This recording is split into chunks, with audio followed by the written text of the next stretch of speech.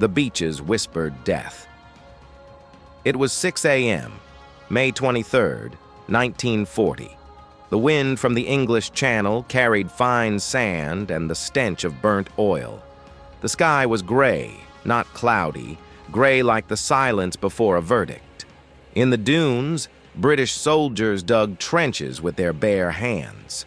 Not for strategy, but desperation, surrounded, crushed, cornered like rats in a coastal cage called Dunkirk.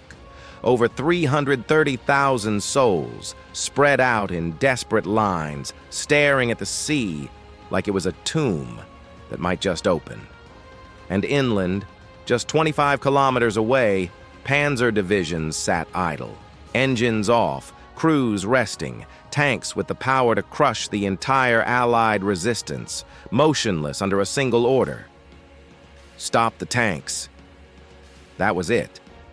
Adolf Hitler gave the order to halt the armored advance. And at that very moment, the fate of the Second World War shifted. No one knows exactly why. Some say it was fear of terrain.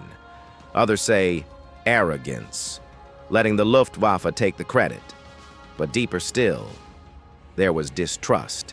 Hitler didn't trust his generals. He feared their initiative, feared losing control, so he froze the offensive.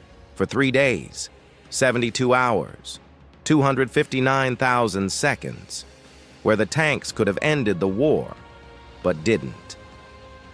On the other side, in British trenches, the silence of German engines was louder than any artillery. Officers stared into the horizon asking, "Where are the tanks?" They couldn't believe the enemy was hesitating.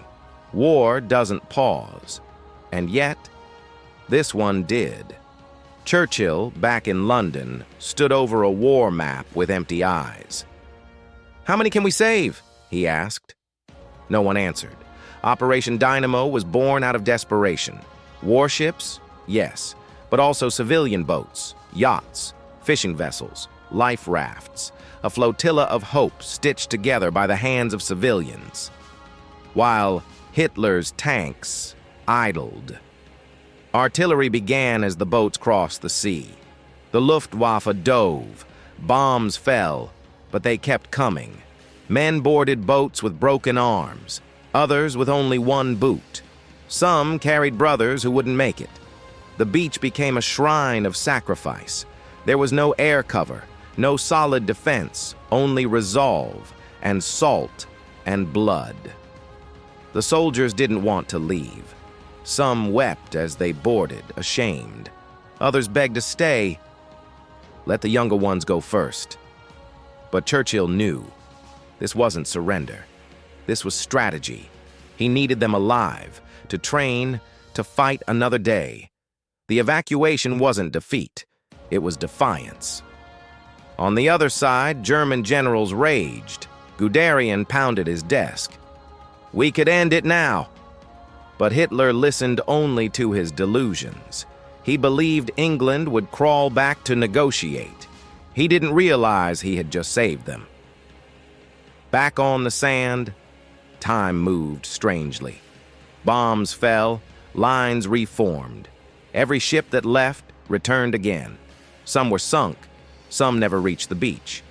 But still they came. A fisherman pulled 42 soldiers onto his trawler and said, "I have room for pain. That's enough." On June 4th, the evacuation ended. 338,226 men had escaped, and Churchill stood in Parliament and spoke to a bleeding nation. We shall fight on the beaches. We shall fight on the landing grounds. We shall fight in the fields and in the streets. We shall never surrender. Dunkirk was not a victory. It was a miracle of discipline. A retreat turned legend. The soldiers didn't return to applause. They returned to silence, not shame, respect. They had survived the grave to fight again. And Hitler? He realized what he'd done, too late. He had let the enemy live. And worse, he had awakened their spirit. He stopped the tanks. But in doing so, he ensured his own ruin. Years later, an old veteran of Dunkirk, sitting in a rocking chair, said, "We weren't saved that day. We were sharpened. That beach didn't spare them. It turned them into blades, and they came back, on boats again. But this time, not to flee, to finish."